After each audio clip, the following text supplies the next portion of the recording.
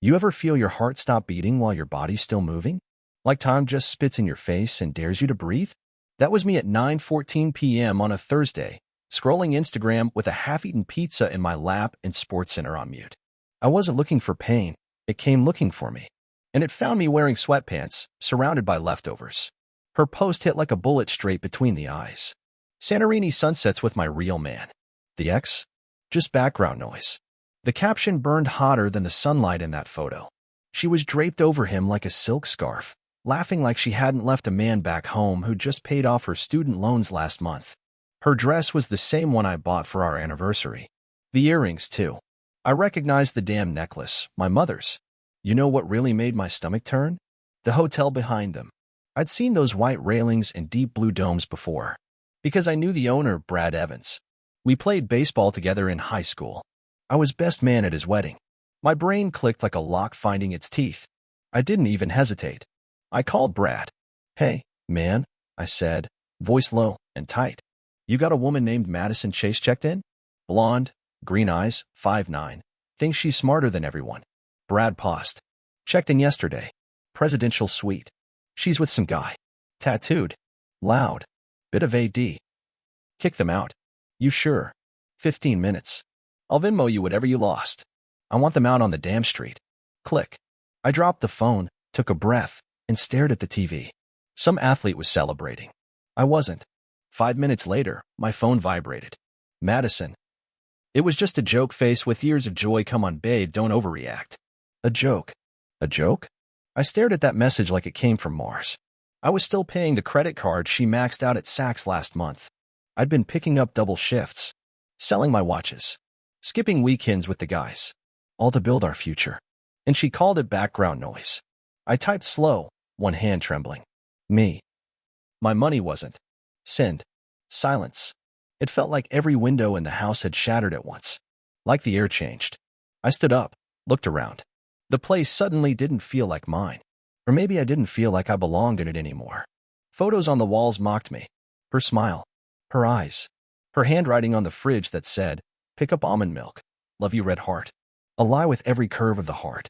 I walked to the bedroom. Her jewelry box was open. I picked up the empty space where my mother's necklace used to sit. Guilt? Nah. I skipped guilt and went straight to fury. She didn't just cheat on me. She broadcasted my humiliation in HD to 800 followers and used a Greek sunset as her backdrop. She chose a man with neck tattoos and beer gut confidence over the guy who ironed her job interview outfits and rubbed her back during her cramps. And she thought I'd laugh it off like some sitcom punchline. My heart wasn't broken. It was scorched. I grabbed a trash bag. One of the big black ones. The kind you save for spring cleaning or dead weight. Then I started packing her things. Not carefully. Not with tears. With fire in my chest and clarity in my soul. Shoes. Gone. Makeup. Gone. That ugly scarf her mom gave her? I spit on it. Lingerie I never saw her wear for me? Into the bag. This wasn't sadness. This was rebirth. I wasn't her background noise. I was the man who held the mic the whole time. And she just gave me a reason to speak. The second the last drawer slammed shut, I tossed the bag by the door like it was toxic waste. And maybe it was. Everything in that trash bag had been part of a performance. A costume. A prop from a play called Loyal Wife that she never really acted in, not for me. Anyway, my phone buzzed again. Madison. You didn't have to be cruel. That was between us. I didn't even use your name. Right. Because that made it better. Like cheating was acceptable as long as you didn't tag the husband you were betraying. She had the gall to hide behind privacy after making our collapse a public event. I didn't answer. Let her sit with it. The silence was mine now, and I was going to use it to think. No, not think. Plot. Because this wasn't just about a ruined marriage anymore. It was about respect, or rather, the absolute lack of it. The next morning, I walked into work with red eyes and the kind of quiet that made people step out of the way. I nodded at my assistant, ignored the emails, and sat in my office with the door shut. My law firm was my fortress. And for the first time in years, I was using it for personal matters. Divorce? Obvious. Assets? I was already 3 steps ahead. The prenup she once called paranoid was about to become the most romantic document I'd ever signed. I called my lawyer friend Nick, who owed me more than one favor. Need it clean, fast, and painful, I said. You okay? he asked. I laughed once, sharp and joyless. Not yet. By noon, Madison was blowing up my phone. Missed calls. Voice notes. Fake tears typed into bubble texts. I didn't open a single one. She even left a voicemail. Babe, you don't understand. It wasn't like that. He was just someone to travel with, someone exciting. I never meant to hurt you. I thought we were drifting apart anyway. Please talk to me. Drifting apart. That's what she called it. My devotion, my loyalty, my blind faith in a woman who clearly thought real men were ones who booked flashy hotels and posted gym mirror selfies with captions like, hers now flexed biceps red heart. When I got home that night, her key didn't work. I changed the locks and left a note on the door with 3 words. Check your email. Inside that email was everything. The divorce papers, documentation of her affair, screenshots of her post, and a full list of all the charges made to my credit card while she was finding herself. I itemized them like a grocery receipt. Every bottle of champagne, every spa treatment, every designer lie she wore while riding another man. By midnight, I heard her outside, banging on the door like some desperate stray kid who just realized the food bowl was empty. Daniel, open up. We need to talk. Please. I turned off the lights. Talk? Now she wanted to talk? Where was that need to communicate when she was moaning in a luxury suite while calling me background noise? I sat on the couch, staring into the dark, listening to her beg. I won't lie, part of me wanted to open the door. Not to forgive, but to see the look in her eyes when she realized the game was up. But I didn't, because I was done starring in a show where I wasn't even listed in the cast. Eventually, she left. I stood in the silence again. This time it didn't feel empty, it felt earned. And yet, something inside me twisted. Not regret. Not love. Something closer to disgust, and how long I had accepted so little. And how I let her walk on my pride in heels I paid for. The next few days were like peeling off a rotten skin. Everywhere I looked, there were reminders, the photos, the notes, the drawer full of fake memories. I burned them all. Not figuratively. Literally. I went to the backyard, lit the fire pit, and fed it every trace of her. The wind carried the ashes somewhere I'd never have to see again. I watched the flames in silence. It felt good. Not like healing, but like vengeance. And sometimes that's enough for a start. 3 days later, I was at a bar with my old college friend, Tyler.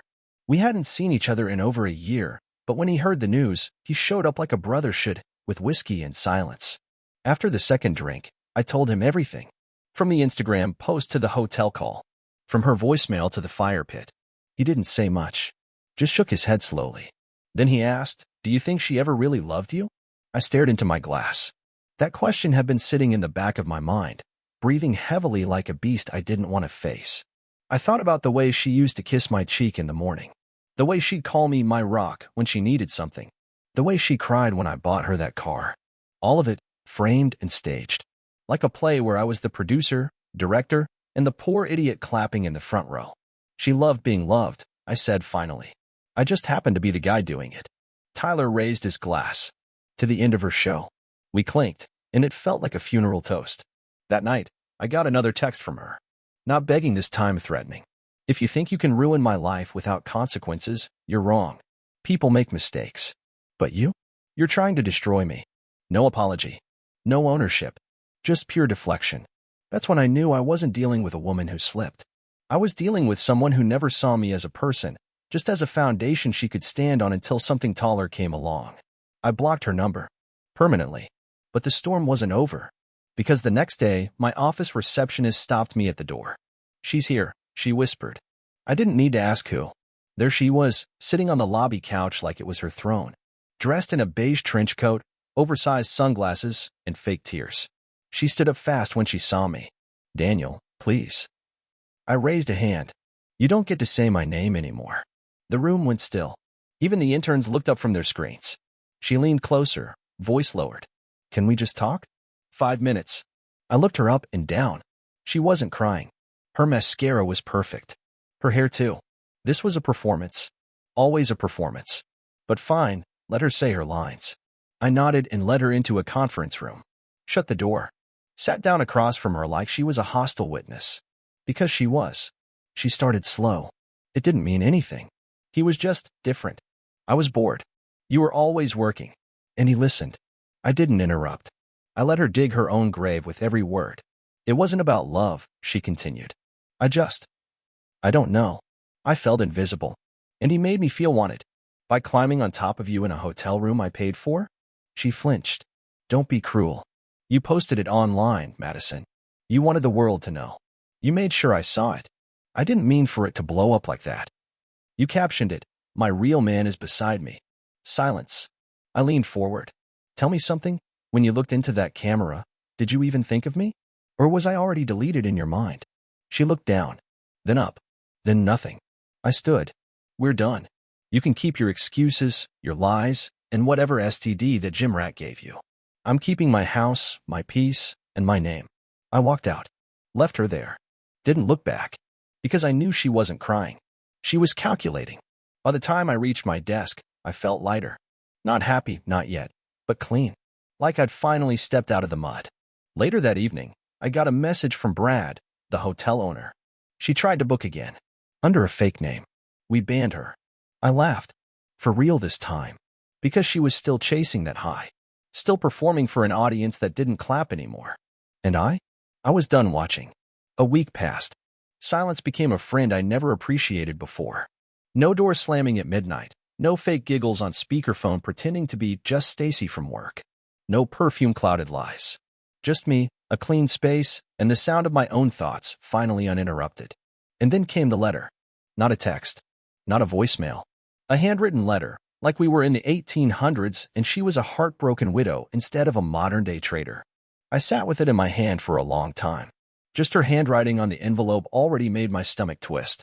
She always wrote in all caps, like everything she said was more important than it really was. I opened it. Daniel. I know I've made mistakes, but I don't believe this is how our story ends. We had too much good to throw it away over one bad decision. You were always my safe place. Maybe I ran because I didn't feel like I deserved it anymore. Maybe I wanted chaos because peace scared me. I don't know, but I do know I miss you. I miss us. I'd give anything to go back. The rest was a mix of poetry, regret, and what I can only describe as manipulative nostalgia. She didn't say his name once. Not the guy she posted with. Not the one who made her feel wanted. Just skipped over him like he was a footnote in a story she was now trying to rewrite. I folded the letter and threw it in the drawer without reading the last paragraph. I didn't need to. I knew how it ended, the same way all her excuses did. With her trying to be the victim of a mess she created. And still, it hurt. You don't stop loving someone overnight. You just learn to see the poison in the perfume. I wasn't over her, but I was over us. 2 days later, I got a call from Stacy, the real one. The friend from work Madison always blamed her late nights on. She wanted to meet. I hesitated, but curiosity won. We sat in a small cafe, both of us nursing coffees like they were weapons. I don't want to get in the middle, Stacy began. But I think you should know. She's been telling people you cheated first. I blinked. What? She told our entire office that you had someone on the side. Said she found messages on your laptop. My laugh was so sharp, the guy at the next table looked over. Messages? I barely had time to text my barber. She really said that. Yeah. And that you've always had anger issues. That you were controlling. I rubbed my jaw. So now I'm the abuser? Stacy leaned forward. I didn't believe it. None of us did. You were the only one who ever came to company events. You made her lunches. You picked her up during those awful rainstorms. I remember you holding her heels in the parking lot. I looked at her, eyes narrowing. Why are you telling me this now? She hesitated, then pulled out her phone and showed me a photo. Madison. With the same guy. At a new hotel. Same post format. New caption. Lesson learned. Upgrade your partner. Upgrade your life. The fire came back instantly. It wasn't just betrayal anymore, it was mockery. Like she thought this was a game, and I was just the ex she could humiliate whenever her engagement got boring. Let her have him, I said, rising. She deserves every piece of that downgrade. Before I left, Stacy put a hand on my arm. You ever want to talk, like for real? I'm around. I nodded but didn't promise anything. My trust had been burned so bad, even kindness made me flinch. That night, I went home and finally did what I'd been avoiding. I walked into the closet, pulled down the dusty storage box from the top shelf, and opened it. Our wedding album. One by one, I tore out each photo. Not in rage. With precision. Like I was removing a tumor from my history. Each image was a lie. Every smile a mask. Every kiss a PR stunt. When I reached the last photo, her holding my face, Beaming like she won the lottery, I paused. Then I whispered, "You did. Until you threw the ticket in the fire. I burned the whole album. And this time, I didn't watch the flames. I just walked away." 3 weeks after the last ember of our photo album turned to ash, I got a call from Madison's sister, Emily. I almost didn't answer. But curiosity's a dangerous thing, and I was done running from fire. "Hey," she said. Her voice was tight, hesitant. "I know you probably don't want to hear from me, but I thought you should know what's going on." I didn't say anything. "She's not doing well." I almost laughed. Not because I didn't believe it, but because not doing well for Madison probably meant the hotel didn't have 1,000 thread count sheets and her new boy toy didn't know how to boil pasta. "She's spiraling," Emily continued. "Said the new guy isn't who she thought. He's already moved on. Took some other girl to Ibiza." There it was, the collapse. Not because of guilt. Not because she missed me. Because the guy she risked it all for tossed her like old gum. "She lost everything," Emily said. "The apartment lease. Her job, found out about the affair through social media. Clients didn't want to work with her anymore. Even Mom won't return her calls." I stayed silent. "You don't have to say anything," she added. "I just thought you'd want to know she's not winning." I hung up. Not because I was angry. Because I didn't care. It shocked me too. I sat there for 10 whole minutes after the call. Just numb. No satisfaction. No vengeance. Nothing. That was the moment I realized I'd healed further than I thought. Her pain didn't taste sweet. It didn't even register. It was just static. That weekend, I ran into someone unexpected, her father, Bill Chase. The man who once toasted our marriage with a glass of bourbon and told me, "You've got yourself a treasure, son." We bumped into each other at the hardware store. I was picking up a new door lock set, the final touch on rebuilding my space. He looked tired. Older. Like the mess his daughter made had wrinkled his pride. "Daniel," he said, with a stiff nod. "Bill." He glanced at the box in my hand. "New locks. New life." He grimaced. "She told us some things. A lot of things." I didn't want to believe it at first. "You shouldn't have," I said. "Because most of it was a lie. I know now." Silence stretched between us, heavy like wet wool. "I'm sorry," he finally said. "For everything. You didn't cheat on me. But I raised someone who did." I didn't know what to say to that. So I just nodded and walked away. That night, I lay in bed, my bed, staring at the ceiling. Everything was quiet. And not the lonely kind of quiet. The peaceful kind. My phone buzzed again. A new number. But I knew the style. She always used too many ellipses. "I miss your voice. I miss your silence too. I miss the way you looked at me like I was everything. Can we meet?" No apology. No mention of what she did. Just fishing hooks dipped in nostalgia, dragging through my memory like they still had a chance of catching something. I didn't reply. I blocked the number. Then I opened my notes app and started writing. Not to her. Not to anyone. Just to myself. A single line. "Peace isn't something you find. It's what's left when you stop letting liars speak." I slept well that night. Like, really slept. No dreams. No twisting. No sudden jolts at 3 a.m. Just air. Sheets. Silence. Freedom. 2 months later, I was at a friend's housewarming party. One of those clean, minimal lofts with concrete walls and soft jazz in the background. I wasn't planning on staying long, just dropping by to show face, have a drink, and dip out before the awkward couple started slow dancing like they were auditioning for a perfume commercial. And then I saw her. Not Madison, but a woman with dark curls, glasses she didn't seem to care about fixing, and a laugh so real it pulled my eyes from across the room like a rope. Her name was Julia. We talked over gin and tonics by the snack table. I told her I'd been through a rough year. She didn't ask for details, didn't pry. Just said, "That makes 2 of us," and offered me half her brownie. She wasn't flashy. Wasn't trying to be impressive. And that, somehow, was more impressive than anything I'd seen in a long time. We met again a week later. And then again. No games. No tests. No performative affection. Just warmth. And space. I didn't tell her everything right away. The scars. The betrayal. The hotel. The Instagram post that broke me more than her lies ever could. But slowly, in pieces, it came out. She didn't flinch. Didn't pity me. Just listened. And then said, "That sounds like hell. But you're not there anymore." It was the first time someone framed my story with an exit. Not a trap. Not a wound. An ending. One afternoon, as we walked by the river, she stopped and asked, "Would you ever trust again?" I stared out at the water, rippling and dirty, but somehow calming. I already am, I said. She smiled. Not the kind that tries to sell you something. The kind that says, I see you, and I'm not going anywhere. A few days later, I got a message through a mutual friend. Madison had left the country. Something about a yoga retreat in Bali and finding herself. I didn't even blink. I didn't care. And that's what shocked me most. I didn't care. The woman who shattered me. The woman who posted my heartbreak in real time for likes. The woman who once said I was her safe place was now just a lesson. Not a curse. Not a ghost. Just a page turned. I still had moments. Triggers. A scent that reminded me of her perfume. A song that came on randomly while I was driving. A stupid commercial with a couple kissing in the rain. But they passed. Like clouds. Now, when I walk into my house, I don't wonder where she is or who she's texting. I don't check the bed for signs she didn't sleep there. I don't inspect her tone for lies. Because she's not part of my air anymore. Julia once told me, people don't break you. They reveal what you were giving away for free. She was right. I gave Madison trust. Time. Loyalty. Faith.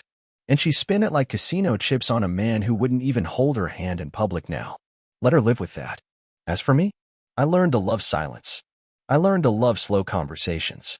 Sunday mornings with coffee instead of damage control. I stopped surviving. I started living. And I never looked back. The next spring, I visited my parents for the first time in a while. Dad was out in the garage, fiddling with something under the hood of his truck like always. He looked up, wiped his hands on an old rag, and smiled that quiet, knowing smile he always gave when words weren't necessary. You look better, he said simply. I feel better. He nodded. Still got that edge in your eyes, though. Took me years to get rid of mine. I leaned against the workbench beside him. The smell of motor oil and sawdust was grounding, like being wrapped in something that never lied. She broke you, huh? He asked. No. She exposed me, I said. Exposed the fact that I kept pouring into someone who never even brought a glass. He chuckled. Damn. That's good. We stood in silence for a minute before he handed me a wrench. Want to help? So I did. We didn't talk about Madison after that. Just gears, timing belts, and whether the Yankees had a shot this season. Sometimes healing comes in weird places, like a greasy garage or a shared beer between long silences. A few weeks later, Julia invited me to meet her family. I won't lie, I hesitated. Not because I didn't care, but because I wasn't sure I could ever be that version of me again. The guy who shows up with flowers and smiles like he doesn't know what betrayal tastes like. But she looked at me with those eyes, calm, unafraid, patient, and I said yes. Her dad was polite. Her mom was sweet in a slightly interrogating way. Her younger brother kept trying to test my handshake. But through it all, Julia held my hand under the table. Steady. Strong. Later that night, as we lay on her couch watching a movie neither of us were really paying attention to, she turned to me and whispered, You know you're allowed to feel happy now, right? And for the first time since that hotel post, I believed her. I didn't have to prove anything anymore. Not to Madison. Not to her family. Not to the world that saw me as a meme for a few weeks after her little social media stunt. I survived being turned into someone's punchline. And now?